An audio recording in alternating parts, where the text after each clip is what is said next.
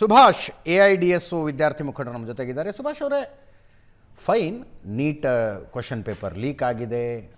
ನನ್ನೇನು ಕೂಡ ಹೇಳ್ತಾ ಇದ್ದೆ ನಾನು, ಒಳ್ಳೆಯದಾದಾಗ ಹೆಂಗೆ ಕ್ರೆಡಿಟ್ ತಗೊಳ್ತಾರೋ ಕೆಟ್ಟದ್ದಾದಾಗ ರೆಸ್ಪಾನ್ಸಿಬಿಲಿಟಿನೂ ತಗೋಬೇಕು. ಆದರೆ ಆಡ್ತಾ ಇರೋ ಮಾತುಗಳನ್ನು ನೋಡಿದ್ರೆ ಏನೋ ದೇಶ ಹೊತ್ಕೊಂಡು ಉರಿತಾ ಇದೆ, ದೇಶ ಮುಳುಗಿ ಹೋಗ್ತಾ ಇದೆ ಅನ್ನೋ ಲೆವೆಲ್ಗೆ ನೀವು ಅಂದರೆ ಅಲ್ಲಿ ಆಡಲಾದ ಮಾತುಗಳೆಲ್ಲ ನಿಜ ಆಗಿದ್ದರೆ ದೇಶ ತುಂಬ ಒಂದು ದೊಡ್ಡ ಸಿವಿಲ್ ವಾರೇ ಆಗಿಬಿಡ್ತಿತ್ತು ರೀ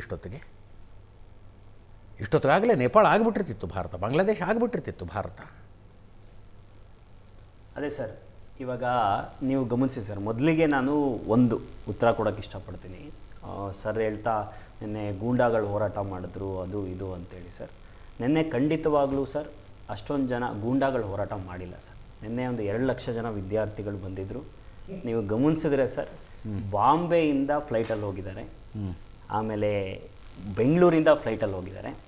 ಅವ್ರು ಸರ್ ಫ್ರೀ ಇದ್ದರೆ ಒಂದು ಸತಿ ಬೆಂಗಳೂರಿನ ಫ್ರೀಡಮ್ ಪಾರ್ಕಿಗೆ ಬರಲಿ ಸರ್. ಇವತ್ತು ಯಂಗ್ಸ್ಟರ್ಗಳು ಬೆಂಗಳೂರಿನ ಫ್ರೀಡಮ್ ಪಾರ್ಕಿಗೆ ಬರ್ತಿದ್ದಾರೆ. ಯಾರಪ್ಪ ಅಂತ ಹೇಳಿದ್ರೆ ಇಲ್ಲಿ HSR ಲೇಔಟು, ಕೋರಮಂಗಲ, ಆಮೇಲೆ ಜಯನಗರ, ಮಲ್ಲೇಶ್ವರಮಿಂದ ಏನು ಕೇಳ್ತಾ ಇರೋದು ಅಂತ ಹೇಳಿದ್ರೆ ಅಕೌಂಟಬಿಲಿಟಿ ನಮಗೆ ಬೇಕು. ಯಾಕೆಂದರೆ ಸರ್ ಡಿಮ್ಯಾಂಡ್ ಇಟ್ಟಿದ್ದು 3 ಸರ್. ಸರ್ ಹೇಳ್ದಂಗೆ ಸೋನಮ್ ಸರ್ ಜೊತೆ ಪ್ರಜಾತಾಂತ್ರಿಕವಾಗಿ ಮಾತಾಡಬೇಕು. 21 ಜನ ವಿದ್ಯಾರ್ಥಿಗಳು ಸೂಸೈಡ್ ಮಾಡ್ಕೊಂಡಿದ್ದಾರೆ. ಅವರಿಗೆ ನೈತಿಕತೆ ಜವಾಬ್ದಾರಿ ಹೊತ್ತುಬಿಟ್ಟು ಇವತ್ತು ಶಿಕ್ಷಣ ಸಚಿವರು ರಾಜೀನಾಮೆ ಕೊಡಬೇಕು.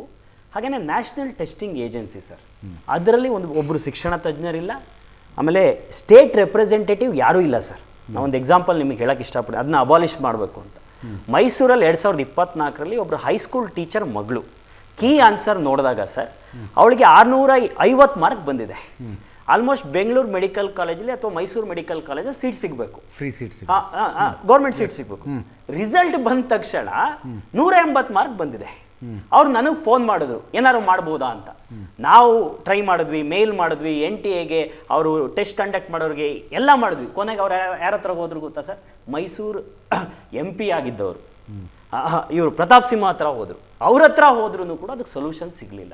ಕೊನೆಗೆ ಏನಾಯಿತು, 1 ವರ್ಷ ಕೂತು ಮತ್ತೆ ಎಕ್ಸಾಮ್ ಬರೆದು ಮತ್ತೆ ಬೆಂಗಳೂರು ಮೆಡಿಕಲ್ ಕಾಲೇಜಲ್ಲೇ ಅವಳು ಅಡ್ಮಿಷನ್ ಆಗೋಯ್ತು ಸರ್. ಇವಾಗ 2018-19ರಲ್ಲಿ ಲೀಕ್ ಆಗಿದೆ, 21ರಲ್ಲಿ ಲೀಕ್ ಆಗಿದೆ, 22ರಲ್ಲಿ ಲೀಕ್ ಆಗಿದೆ, 24ರಲ್ಲಿ ಲೀಕ್ ಆಗಿದೆ, 26ರಲ್ಲಿ ಲೀಕ್ ಆಗಿದೆ ಸರ್. ಇದಕ್ಕೆ ಅಕೌಂಟಬಿಲಿಟಿ ಏನು? ನಾನು ಸುಮ್ಮನೆ ಒಂದು ಎಕ್ಸಾಂಪಲ್, ಬೇರೆ ನೀವು ಸ್ಟೂಡೆಂಟ್ ಲೀಡರ್ ಆಗಿ ಕೇಳ್ತೀನಿ, ಯಾಕೆ ಲೀಕ್ ಆಗ್ತಿದೆ ಪದೇ? ಯಾಕೆ ಲೀಕ್ ಆಗ್ತಿದೆ ಸರ್? ನೀಟನ್ನ ನಾವು ಒಂದ್ಸತಿ ಸರ್ವೆ ಮಾಡ್ಬೇಕು ಸರ್. ಇದು BJPಯ ಕನಸಲ್ಲ ಸರ್. ನೀಟ್ ತಂದಿದ್ದು ಕಾಂಗ್ರೆಸ್ 2013-14ರಲ್ಲಿ ಕಾಂಗ್ರೆಸ್ ಇಂಪ್ಲಿಮೆಂಟ್ ಮಾಡಕ್ಕೆ ಸ್ಟಾರ್ಟ್ ಮಾಡಿದ್ದು. ಇವಾಗ ಸರ್ ಅದೊಂದು ದೊಡ್ಡ ಕೋಚಿಂಗ್ ಮಾಫಿಯಾ ಆಗೋಗಿದೆ ಸರ್. ಈಗ ನೋಡಿ ಮೊನ್ನೆ ಸರ್ ಒಂದು ಸರ್ವೆ ಮಾಡಿದ್ದಾರೆ, ಅದರಲ್ಲಿ ಸರ್ 78,000 ಕೋಟಿ ರೂಪಾಯಿ ಬಿಸ್ನೆಸ್. ಇವಾಗ 2030ಕ್ಕೆ 1.5 ಲಕ್ಷ ಕೋಟಿ ಬಿಸ್ನೆಸ್ಸು. ನೀವೇ ನೋಡಿದ್ರ ಬೆಂಗಳೂರಲ್ಲಿ ಪರಿಶ್ರಮ ಯಾರ್ದಿದೆ, ಎಲ್ಲ MP MLAಗಳದ್ದು ಕೋಚಿಂಗ್ ಇದೆ ಇವತ್ತು. ಆಮೇಲೆ ಸರ್ ನಾನೇ ಮೈಸೂರು ಮೆಡಿಕಲ್ ಕಾಲೇಜ್ಗೆ ಹೋಗ್ತೀನಿ, ಬೆಂಗಳೂರು ಮೆಡಿಕಲ್ ಕಾಲೇಜಿಗೆ ಹೋಗ್ತೀನಿ. ನಂಗೆ ಭಾಳ ಬೇಸರ ಆಗೋದೇನು ಅಂದರೆ ಸರ್, ಇವತ್ತು ಬಡವ್ರ ಮಕ್ಕಳು, ಹಳ್ಳಿಗಳಲ್ಲಿ ನಮ್ಮ ಗೌರ್ಮೆಂಟ್ ಸ್ಕೂಲಲ್ಲಿ ಓದೋ ಮಕ್ಕಳು ಯಾರೂ ಮೆಡಿಕಲ್ ಡಾಕ್ಟರ್ ಆಗೋಕ್ಕೆ ಆಗ್ತಿಲ್ಲ ಸರ್. ಯಾಕೆ ಅಂದರೆ ಇವತ್ತು 10 lakh package, first PUC second PUC. ನಿಮಗೆ 10 ಲಕ್ಷ ಕೊಡೋಕ್ಕಾಗತ್ತಾ? ನೀವು ಮೆಡಿಕಲ್ ಸೀಟ್ ತಗೋತೀರ. ಇಲ್ಲಿ ಸರ್, ಇಲ್ಲಿ ನಾನು PUC ಮತ್ತು ನೀಟ್ ಪ್ರಿಪರೇಷನ್ 8 ಲಕ್ಷ ಪ್ಯಾಕೇಜು. ಇವತ್ತು ಇದು ಜಾಸ್ತಿ ಚರ್ಚೆ ಆಗಬೇಕು ಅಂತ ಅನ್ಸುತ್ತೆ ಸರ್.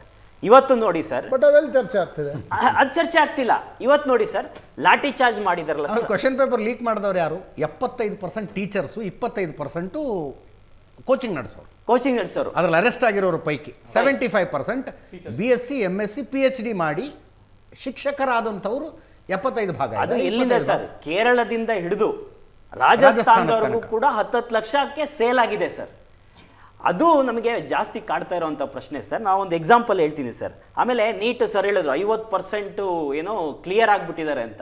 ಸರ್ ಅದು 40% ಇಲ್ಲ ಅಂಥೇಳಿ ನೀಟ್ NTA ಒಂದು ರೂಲ್ಸ್ ತಂದಿರೋದು. ಆ ರೂಲ್ಸ್ ಹೆಂಗೆ ಗೊತ್ತಾ ಸರ್? 100ಕ್ಕೆ 35 ತೆಗೆದ್ರೆ ಪಾಸ್ ಅಂತಿದೆಯಲ್ಲ, ಹಂಗಲ್ಲ. ನೀವು ಕೆಳಗಡೆಯಿಂದ 50% ಅಷ್ಟು ಮಕ್ಕಳು ಯಾರು ಜಾಸ್ತಿ ತೆಗೆದಿದ್ದಾರೆ ಅವರೆಲ್ಲ ಕ್ವಾಲಿಫೈಡ್ ಅಂತ. ಅದನ್ನು ಇವಾಗ 40% ಇಟ್ಟಾರೆ. 40% ಎಲ್ಲ ಅಂತಾರೆ, ಕೆಳಗಿಂದ 40% ಬಿಟ್ಟು ಮೇಲಿರೋ 60%. ಅವನು ಅಂದರೆ 720ಕ್ಕೆ 115 ತೆಗೆದ್ರೂ ಕ್ವಾಲಿಫೈಡ್ ಆಗ್ತಾನೆ. ಅದಕ್ಕೊಂದು ಎಕ್ಸಾಂಪಲ್ ನೋಡಿ, 2025ರಲ್ಲಿ 13,10,859 ಒಬ್ಬ ರ್ಯಾಂಕ್ ತಗೊಂಡಿದ್ದಾನೆ. ಅವನಿಗೆ ಮಾರ್ಕ್ ಬಂದಿರೋದು 720ಕ್ಕೆ 114 ಮಾತ್ರ. ಅವನು ಸರ್ ಮೆಡಿಕಲ್ ಎಂಟ್ರೆನ್ಸ್ಗೆ ಮ್ಯಾನೇಜ್ಮೆಂಟ್ ದುಡ್ಡು ಕೊಟ್ಟು ದುಡ್ಡು ಕೊಟ್ಟು ಬಂದು ಸೀಟಲ್ಲಿ ತಗೊಂಡಿದ್ದಾನೆ. ಈ ಪರೀಕ್ಷಾ ವ್ಯವಸ್ಥೆ ನಮಗೆ ಬೇಕಾ ಸರ್? ಬೆಂಗಳೂರಲ್ಲಿ ಒಬ್ರು IIT ಗ್ರಾಜುಯೇಟ್. ನಾನು ಕೇಳೋ ಪ್ರಶ್ನೆ ಸರಿ, ಆ್ಯಕ್ಚುಲಿ ನೀವು ಇವತ್ತು ಈ ವಿಷಯಕ್ಕೆ ಬಂದ್ರಿ. ಎಸ್, ನಾನು ಕೇಳೋ ಪ್ರಶ್ನೆ, ಇದನ್ನೀಗ ಮಾಡಬೇಕಾದವರು ಯಾರು? ಈಗ ಮ್ಯಾನೇಜ್ಮೆಂಟ್ ಸೀಟ್ಗಳನ್ನು ಸುಪ್ರೀಂ ಕೋರ್ಟ್ ಜಡ್ಜ್ಮೆಂಟ್ ಇದೆ, ಅಲ್ಪಸಂಖ್ಯಾತ ಶಿಕ್ಷಣ ಸಂಸ್ಥೆಗಳಿಗೆ ನೀವು ಸೀಟ್ಗಳನ್ನು ಕೊಡಬೇಕು, ಇದೇ ಸುಪ್ರೀಂ ಕೋರ್ಟ್ ಜಡ್ಜ್ಮೆಂಟ್ ಇದೆ. ಕರ್ನಾಟಕದಲ್ಲೇ ಎಷ್ಟೋ ಕ್ಯಾಪಿಟೇಷನ್ ಮಾಫಿಯಾ ಇದೆ.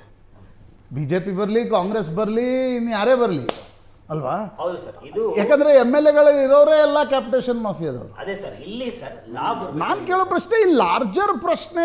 ಇದು ಏನಾಗ್ತಿದೆ ಯಾವಾಗಲೂ ನನ್ನ ಗಮನಕ್ಕೆ ಬಂದಂಗೆ, ನೀವೊಂದಿಗೆ ಧರ್ಮೇಂದ್ರ ಪ್ರಧಾನ್ ರಾಜೀನಾಮೆ ಅದೊಂದು ಮೀಡಿಯಾಗೆ ಸೂಟೇಬಲ್ ಆಗಿರ್ತಕ್ಕಂಥ ಒಂದು ಅಂಶ, ಸೋಷಿಯಲ್ ಮೀಡಿಯಾದಲ್ಲಿ ಪ್ರಚಾರ ಮಾಡಲಿಕ್ಕೆ.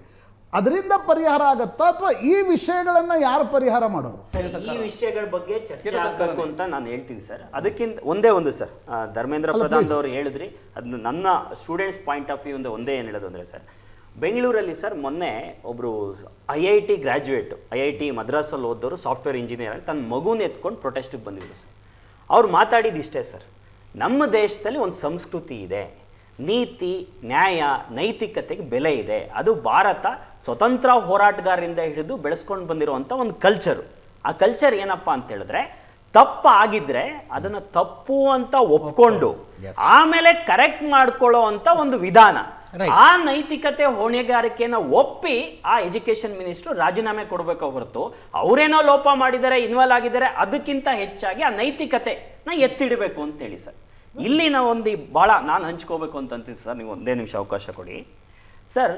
ನರೇಂದ್ರ ಮೋದಿಯವರು ಸರ್, ಅವರು ಬರೀ BJP ಅವರಿಗೆ ಪ್ರಧಾನಮಂತ್ರಿ ಅಲ್ಲ ಸರ್, ಅವರು ಇಡೀ ದೇಶದ ಎಲ್ಲ ಜನಗಳಿಗೂ ಪ್ರಧಾನಮಂತ್ರಿ.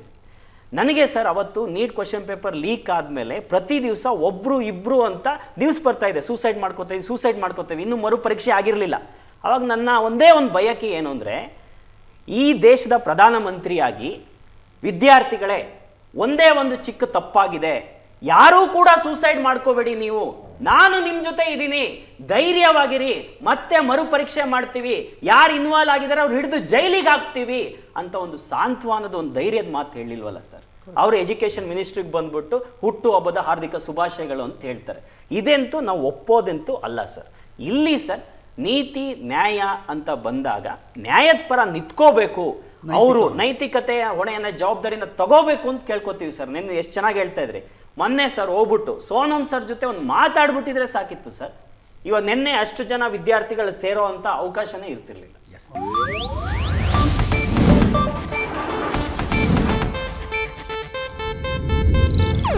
ಇದು ಏಷ್ಯಾನೆಟ್ ನ್ಯೂಸ್ ನೆಟ್ವರ್ಕ್ ಪ್ರಸ್ತುತಿ.